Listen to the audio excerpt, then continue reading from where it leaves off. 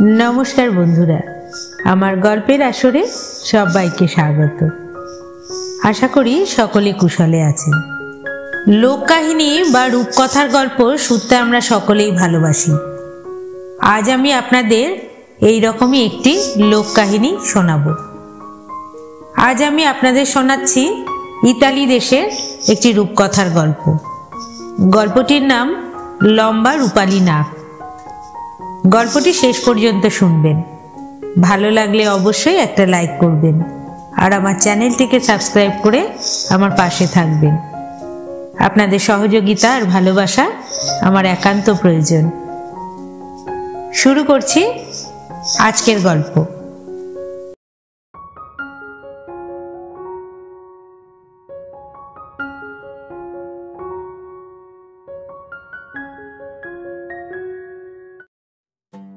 Europe महादेशेर एकटी आधुनिक देश इताली।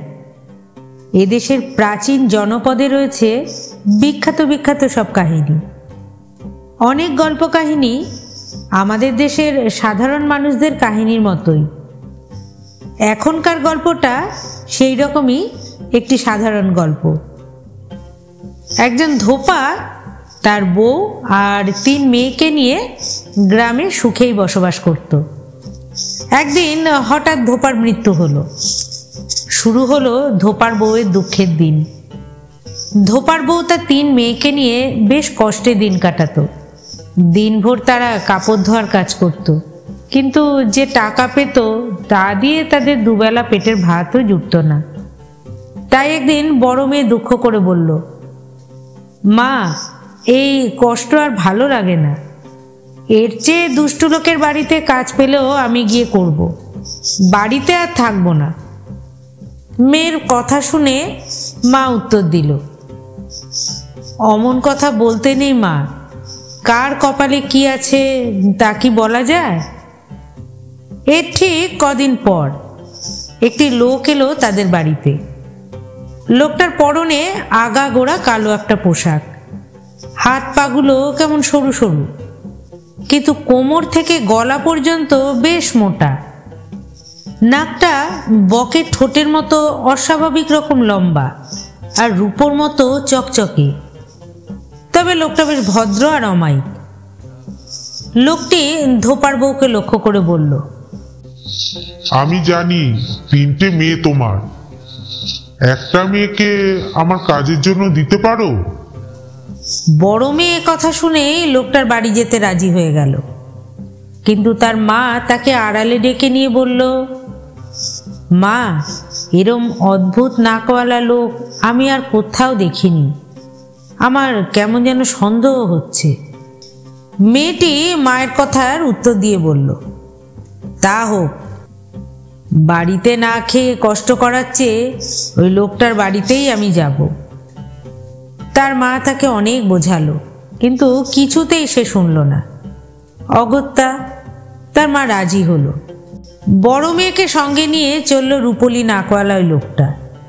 অনেক রাস্তা ঘাট, বন জঙ্গল, পাহাড় পর্বত পেরিয়ে অবশেষে একটা বাড়ির কাছে এসে সে থামল। বাড়িটাকে কেমন যেন ভুতুড়ে মনে হচ্ছিল। বড় মেয়েটি কিছুটা ভয় পেল, কিন্তু তখন তো আর ফিরে যাবার কোনো উপায় নেই তার। লোকটি বলল, এই আমার বাড়ি। তারপর মেয়েটাকে সঙ্গে নিয়ে ঢুকলো তার বাড়ির ভেতর। বাড়ি তো নয়, বিরাট এক প্রাসাদ। তার কত যে ঘর, একটার চেয়ে অন্যটা সুন্দর। মেয়েটাকে সব ঘুরিয়ে দেখালো লোকটা। অবশেষে একটা বন্ধ ঘরের সামনে এসে দাঁড়িয়ে মেয়েটার হাতে একগোছা চাবি দিয়ে বলল, এই বাড়ির সমস্ত চাবি এতে রয়েছে, ইচ্ছে হলে তুমি যে কোনো ঘর খুলেই থাকতে পারো, তবে তোমায় সাবধান করে দিচ্ছি, এই ঘরটি কখনো খুলতে চেষ্টা করো না। কথাটা শুনে মেয়েটা ভাবল, নিশ্চয়ই এই ঘরের মধ্যে লুকোনো আছে বিপুল ধনসম্পদ। যত শীঘ্র সম্ভব ঘরটি খুলে দেখবার জন্য তার মন ছটফট করতে লাগলো। এত বড় বাড়িতে আর কোনো লোকজন নেই। মেয়েটা কিন্তু তবুও সাহস হারালো না। তার থাকবার জন্য একটা ঘর নির্দিষ্ট করে দেওয়া হলো। মেয়েটা সেদিনের মতো ঘুমিয়ে পড়ল। পরদিন সকালে সেই অদ্ভুত রূপলি নাকওয়ালা লোকটা বেরিয়ে গেল কাজে। যাওয়ার আগে মেয়েটাকে বলল, আমার ফিরতে দেরি হবে, তুমি ঘরে কাজকর্মগুলো সেরে রেখো। লোকটা বাইরে বেরিয়ে যেতেই মেয়েটা ছুটল সেই বন্ধ ঘরের কাছে। তারপর তাড়াতাড়ি খুলে ফেলল তালা। দরজা খুলতেই সে একেবারে অবাক হয়ে গেল। সারা ঘর ধোঁয়ায় আচ্ছন্ন, মাঝখানে দাউ দাউ করে জ্বলছে আগুন। তার এক পাশ থেকে ভেসে আসছে মানুষের করুণ কান্নার আওয়াজ। ভীষণ ভয় পেয়ে গেল সে। তাড়াতাড়ি ঘরের দরজা বন্ধ করে দিয়ে পালালো। কিন্তু পালিয়ে যাবে কোথায়? অগত্যা নিজের ঘরে গিয়ে শুয়ে শুয়ে সে এসব নিয়ে ভাবতে লাগলো। রূপলি নাকওয়ালা লোকটা বাড়ি ফিরেই মেয়েটার ঘরে গেল। তার চুলের দিকে তাকিয়ে দেখলো ধোঁয়ায় মলিন হয়ে গেছে তার চুল। তার আর বুঝতে বাকি রইল না, মেয়েটা সে নির্দিষ্ট বন্ধ ঘরের তালাটা খুলেছিল। ভীষণ রেগে গিয়ে লোকটা বলল, তুমি আমার কথা অমান্য করেছো? তারপর মেয়েটাকে জোর করে ধরে নিয়ে এলো সেই বন্ধ ঘরের কাছে। দরজা খুলে সেই ধোঁয়া আর আগুন ভরা ঘরের মধ্যে ঠেলে দিয়ে আবার দরজা বন্ধ করে দিল। পরদিন আবার সেই অদ্ভুত লোকটা ধোপা বউয়ের বাড়ি গিয়ে বলল, তোমার বড় মেয়েটা খুব ভালো কাজ করছে, কিন্তু আমার তো বাড়িতে অনেক কাজ, তাই তোমার মেজ মেয়েটাকেও নিতে এসেছি। সে তার বোনকে সাহায্য করতে পারবে। লোকটার ভদ্র ব্যবহার আর মিষ্টি কথায় ধোপা বউ কোনো কিছুই সন্দেহ না করে মেজ মেয়েটাকেও তার সঙ্গে পাঠিয়ে দিল। মেজ মেয়েটিকেও বাড়িতে এনে লোকটা সব ঘর দেখিয়ে অবশেষে সেই বন্ধ ঘরটার সামনে এসে বলল, এই নাও বাড়ির চাবি, কিন্তু মনে রেখো, এই বাড়ির সব ঘরে তুমি ইচ্ছে মতো যাওয়া আসা করতে পারলেও এই বন্ধ ঘরের তালাটা কিন্তু খুলবে না। মেজ মেয়ে মনে মনে বেশ ভয় পেয়ে গেল।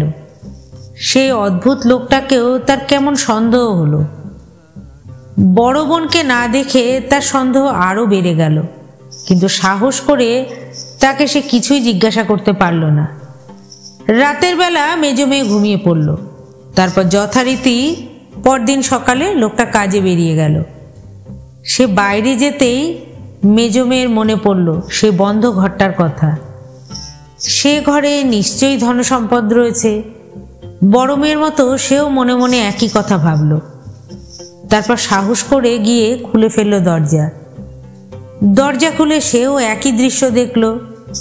ধোঁয়ায় ভরা ঘর, মাঝখানে জ্বলছে আগুন, তার এক পাশে মানুষের কান্নার আওয়াজ। বড় বোনের কণ্ঠস্বরও সে শুনতে পেল। ভয় পেয়ে তাড়াতাড়ি দরজা বন্ধ করে দিল। সে পালিয়ে এলো নিজের ঘরে। লম্বা রূপলি নাকওয়ালা লোকটা বাড়ি ফিরে খুঁজে বের করলো তাকে। চুলের মলিন অবস্থা দেখে বুঝলো সে এই মেয়েটিও বন্ধ দরজাটা খুলেছিল।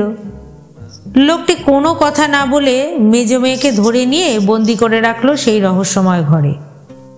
পরদিন আবার ধোপা বউয়ের বাড়ি গিয়ে হাজির হলো সে। লোকটি আবার বলল, তোমার দুটো মেয়ে খুব ভালো কাজ করছে, কিন্তু আমার বাড়িতে কাজকর্ম খুবই বেশি, তাই তোমার ছোট মেয়েটাকেও নিতে এসেছি। সে তার বড় দু বোনকে সাহায্য করতে পারবে। তার এমন অমায়িক ব্যবহার আর মিষ্টি কথায় এবারেও ধোপা বউয়ের সন্দেহ হলো না কিছুই। লোকটির সাথে ছোট মেয়েকেও পাঠিয়ে দিল। ছোট মেয়েটির নাম ছিল লুসিয়া। সে ছিল ভীষণ চালাক। বাড়ি নিয়ে লম্বা রূপলি নাকওয়ালা লোক একইভাবে লুসিয়াকেও সবকিছু দেখালো। তারপর তার হাতে চাবির গোছা দিয়ে সে বন্ধ ঘর খুলতে নিষেধ করে দিল। লুসিয়া প্রথম থেকেই কেমন যেন সন্দেহ হচ্ছিল। বড় দু বোনকে না দেখে তার সন্দেহ আরো বেড়ে গেল। কিন্তু অদ্ভুত নাকওয়ালা লোকটাকে সে কিচ্ছু বলল না। রাতের বেলা ঘুম এলো না তার চোখে। লোকটা চুপি চুপি গিয়ে ঢুকলো তার ঘরে। লুসিয়া ঘুমের ভান করে পড়ে রইল। লোকটা তখন বড় দু বোনের মতো তার চুলেও গুজে দিল একটা জেসমিন ফুল। লোকটা ঘর ছেড়ে যেতেই লুসিয়া চুল থেকে ফুলটা বের করে তুলে রাখলো। পরদিন লোকটা যথারীতি কাজে বেরিয়ে গেল, আর লুসিয়া গেল সে বন্ধ ঘরের কাছে। অত্যন্ত সাবধানে দরজা খুলল সে। সঙ্গে সঙ্গে দেখতে পেল সেই অদ্ভুত দৃশ্য। বড় দু বোনের কান্নাও শুনতে পেল সে। তারা তাকে বলতে লাগলো, লুসিয়া, আমরা মরে যাচ্ছি, আমাদের উদ্ধার কর বোন, আমাদের উদ্ধার কর। লুসিয়া তাড়াতাড়ি দরজা বন্ধ করে ঘরে তালা লাগিয়ে দিল। সে বুঝতে পারল ওই রূপলি নাকওয়ালা লোকটা আসলে মানুষ নয়, দুষ্টু প্রতারক। তার বড় দু বোনকে বন্দি করে রেখেছে সে। সামান্য ত্রুটি পেলে তাকেও রেহাই দেবে না সে। ওই বন্ধ ঘর থেকে বড় দু বোনকে কি করে উদ্ধার করা যায়, আপাতত তাই সে ভাবতে লাগলো। ঘরে ফিরে লুসিয়া সেই জেসমিন ফুলটা আবার চুলে গুজে নিল। লম্বা রূপলি নাকওয়ালা লোকটা ফিরে এসে লুসিয়ার চুলে জেসমিন ফুলটা দেখে খুশি হলো। বলল, বাহ, তোমার চুলে দেখছি একটা সুন্দর তাজা জেসমিন ফুল। লুসিয়া তখন বলল, হ্যাঁ, সুন্দর তাজা ফুল তো বটেই, বাসি ফুল কি কেউ কখনো চুলে পড়ে? লুসিয়া এমনভাবে কথাগুলো বলল যেন ইতিমধ্যে কোনো কিছুই ঘটেনি। মানুষরূপী প্রতারক লুসিয়ার কথা শুনে আরো খুশি হলো। সে ভাবল, নিশ্চয়ই লুসিয়া তার কথা মতো বন্ধ ঘরের কাছে যায়নি। লোকটি তখন বলল, তুমি দেখছি খুব ভালো মেয়ে, এখানে এসে তুমি খুশি হয়েছো তো? লুসিয়া তখন বলল, হ্যাঁ, আমি খুব খুশি হয়েছি, তবে বাড়ি থেকে আসবার সময় মাকে অসুস্থ দেখে এসেছি, তাই মনটা একটু খারাপ লাগছে। তাই নাকি? কিন্তু এ ব্যাপারে আমি কি কিছু করতে পারি? লুসিয়া তখন বলল, তুমি যদি আমার মায়ের খবরটা নিয়ে আসতে পারো তাহলে আমি একটু নিশ্চিন্ত হতাম। লোকটি তখন বলল, এ আর এমন কি, আমি কালই তোমার মায়ের খবর নিয়ে আসবো। লুসিয়া তখন ওই লোকটাকে বলল, তোমাকে অনেক ধন্যবাদ, আমি কিছু ময়লা কাপড় বেঁধে রাখবো, মা খুব পরিষ্কার করে সেগুলো ধুয়ে দেবে। আমার মায়ের বাড়ি যাওয়ার সময় সেগুলো সঙ্গে নিয়ে যেও। লম্বা নাকওয়ালা লোকটাও রাজি হয়ে গেল। তারপর দিন সে বাইরে বেরিয়ে গেলে লুসিয়া বন্ধ ঘর থেকে বের করে নিয়ে এলো তার বড় বোনকে। তারপর ময়লা কাপড়ের বোঝার মধ্যে তাকে ভরে দিল। বলল, এর মধ্যে চুপ করে থেকো দিদি, ওই প্রতারকটা ঘাড়ে বয়ে তোমাকে বাড়িতে রেখে আসবে। যদি পথে বোঝাটা নামিয়ে খুলতে চেষ্টা করে তাহলে চেঁচিয়ে বলবে, আমি তোমাকে দেখতে পাচ্ছি, আমি তোমাকে দেখতে পাচ্ছি। পরদিন সকালে কাপড়ের বোঝা নেওয়ার সময় লুসিয়া লোকটাকে বলল, বোঝাটা সরাসরি আমার মায়ের কাছে নিয়ে যাবে, অন্য কোথাও নিলে আমি কিন্তু এখান থেকেই দেখতে পাবো। লোকটি তখন বলল, না না, দেখো। এরপর বোঝাটা কাঁধে নিয়ে রওনা হলো সে। বেশ কিছু দূর যাবার পর তার মনে হলো, বোঝাটা এত ভারী কেন? শুধুই কি কাপড়, না অন্য কিছু আছে এর মধ্যে? মেয়েটা বলেছে বোঝাটা অন্য কোথাও নিলে সে দেখতে পাবে, তা এত দূরে কি করে দেখতে পাবে? এই ভেবে বোঝাটা নামিয়ে খুলতে গেল সে। আমি তোমাকে দেখতে পাচ্ছি, আমি তোমাকে দেখতে পাচ্ছি। কাপড়ের গাদার ভেতর থেকে চেঁচিয়ে উঠল বড় বোন। বাপরে, সত্যিই তো, মেয়েটা দেখতে পায় দূর থেকে। লুসিয়ায় তার বাড়ি থেকে চেঁচিয়ে কথা বলছে মনে করল ওই লোকটি। তারপর তাড়াতাড়ি কাপড়ের বোঝাটা কাঁধে নিয়ে আবার হাঁটতে লাগলো রূপলি নাকওয়ালা ছদ্মবেশী দুষ্ট লোকটি। সোজা গিয়ে হাজির হলো ধোপা বউয়ের বাড়ি। লোকটি ধোপা বউয়ের কাছে এসে বলল, তোমার মেয়ে লুসিয়া এই কাপড়গুলো পাঠিয়েছে ধোয়ার জন্য, আর জানতে চেয়েছে তুমি কেমন আছো। ধোপা বউ বলল, আমি ভালো আছি, আমার মেয়েরা ভালো আছে তো? লোকটি তখন বলল, হ্যাঁ, তারা তিনজনেই ভালো আছে। আমি অন্যদিন এসে কাপড়গুলো নিয়ে যাব। লোকটা চলে যেতেই কাপড়ের বোঝা খুলল ধোপাবো, আর ভেতর থেকে বেরিয়ে এলো তার বড় মেয়ে। পরের সপ্তাহে একইভাবে লুসিয়া তার মেজ বোনকেও বাড়ি পাঠালো। তারপর নিজের উদ্ধারের কথা ভাবতে লাগলো। তারপরের সপ্তাহে আবার সে লম্বা রুপোলি নাকওয়ালা লোকটাকে যেতে বলল তার মায়ের কাছে, আগের মতোই ময়লা কাপড়ের বোঝা নিয়ে। এত ভারী বোঝা টানতে আর ইচ্ছে ছিল না ওই ছদ্মবেশী শয়তানটার, কিন্তু কাজকর্ম আর ব্যবহারের জন্য লুসিয়াকে সে খুব পছন্দ করে ফেলেছিল। তাই লুসিয়ার মায়ের বাড়ি যেতে এবারেও সে রাজি হয়ে গেল। লুসিয়া বলল, রাতের বেলা আমি কাপড়ের বোঝা বেঁধে রাখবো, তুমি সকালে নিয়ে যেও। আমার মাথাটা খুব ব্যথা করছে, সকালে ঘুম থেকে তাড়াতাড়ি ডেকে আমায় তুলো না।